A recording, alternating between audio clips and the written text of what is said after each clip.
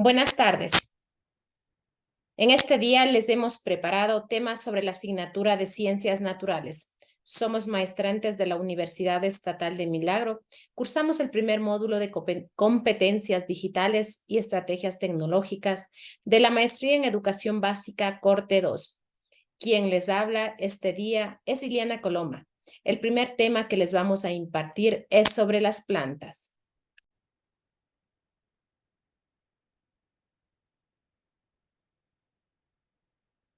Las plantas. Las plantas, el papel de los organismos productores en los ecosistemas es la clave, ya que son capaces de transformar agua y sales en materia orgánica. Además, producen oxígeno imprescindible para el desarrollo de la vida. Las plantas son los principales organismos productores de la biosfera y llevan a cabo estas funciones gracias a su estructura y sus características. Las plantas son uno de los grupos de seres vivos con mayor número de especies como ser vivo de todo el planeta. Es así que las plantas tienen un ciclo de vida. El ciclo de la vida de las plantas son nacer, crecer, reproducir y morir. Las plantas son seres vivos pluricelulares formados por células denominadas células vegetales. Las características de estas células son las responsables de la estructura de las plantas, así como también de sus funciones. Las plantas son los seres vivos con el mayor número de especies. Las características de las plantas dependen del grado evolutivo y condiciones ambientales en las que se desarrolla y a las que están expuestas. Según este criterio, hay vegetales más o menos evolucionados como lo son las con y sin semillas, dentro de las cuales encontramos una amplia variedad. Las plantas como seres vivos realizan también las funciones propias de estas, como es respirar, fotosíntesis, transpirar, el almacenamiento de sustancias alimenticias, producir oxígeno y reproducción. Las plantas constituyen la base de la alimentación del resto de los seres vivos. De igual forma, las plantas tienen una clasificación. Dentro de las plantas con flores, existen muchos tipos. Entre ellas vamos a encontrar a las angiospermas y a las gimnospermas. Los órganos reproductores se encuentran en las flores, en las semillas y de ahí en los frutos, los cuales son los que sirven para la reproducción. ¿Quiénes son o qué grupo o de qué detalla las plantas gimnospermas? Bueno, las gimnospermas son todas aquellas plantas desnudas. ¿Por qué les llamamos desnudas? Porque sus semillas no tienen nada que las proteja, como flores poco vistosas, algunas de gran tamaño. Las más conocidas son las coníferas, que incluyen a los pinos, los abetos, los cedros. En cambio, las angiospermas. Dentro de las angiospermas, este otro grupo son las que se encuentran completas. ¿Por qué les llamamos completas? Porque están presentes con toda la estructura de las plantas, es decir, tienen raíz, tienen tallo, tienen flores y también tienen frutos. Es así que también tenemos a las plantas sin flor. Las plantitas sin flor incluyen a los helechos, a los musgos, hepáticas, licopodios, yequisetos, algas. Entre las sin semilla también vamos a encontrar aquellas plantitas incompletas. ¿Por qué les llamamos incompletas? Porque estas carecen de flor, no tienen flor. Es necesario también hablar en este tema sobre las células vegetales. ¿De qué trata la célula vegetal? Es aquella que presenta dos características que las distinguen de otras células.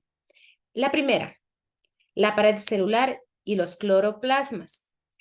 ¿De qué trata la pared celular? La pared celular es una estructura que da rigidez a la célula y en conjunto a la planta. Esto hace posible que entre estas se encuentren los seres vivos más altos del mundo.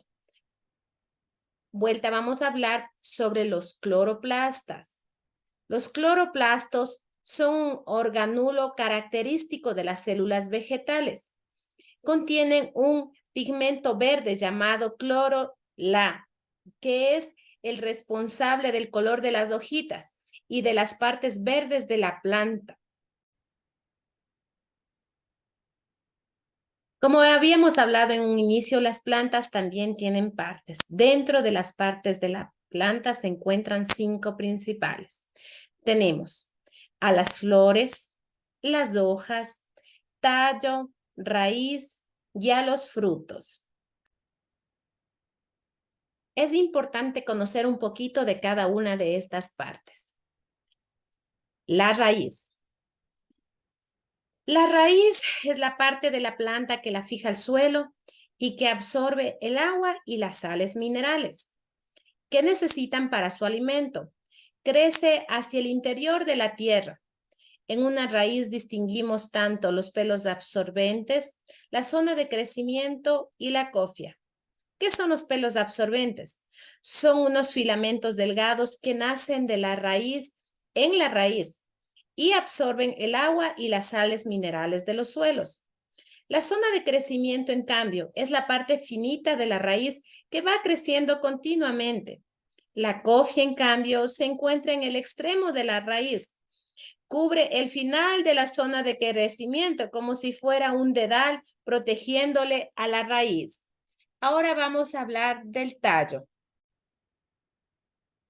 En cambio, el tallo sostiene a las hojas, da firmeza a la planta y distribuye el alimento. En el tallo distinguimos tanto las ramas y las yemas. Las ramas son ramificaciones del tallo o tronco que sostienen las hojas, las flores y a los frutos. Las yemas son abultamientos en el tallo o tronco, de los que nacen las ramas, las hojas y las flores. En cambio, las hojas son la parte de la planta que transforma en alimentos la sustancia en que la raíz ha absorbido del suelo. Nacen de las yemas que se forman en los tallos y las ramas. Tienen una formita de lámina y son de color verde. En la hoja vamos a distinguir el limbo y el peciolo. El limbo es la parte ancha de la hoja. En cambio, el peciolo es la parte de la hoja que une el limbo a la rama del tallo. La flor. La flor es la parte de las plantas responsable de la reproducción, el polen y los óvulos. Son las estructuras reproductoras y su unión da lugar al inicio de una nueva planta. Vamos a encontrar aquí la corola, la parte más vistosa de la flor. Está formada por pétalos que pueden tener diferentes formas, tamaños y colores.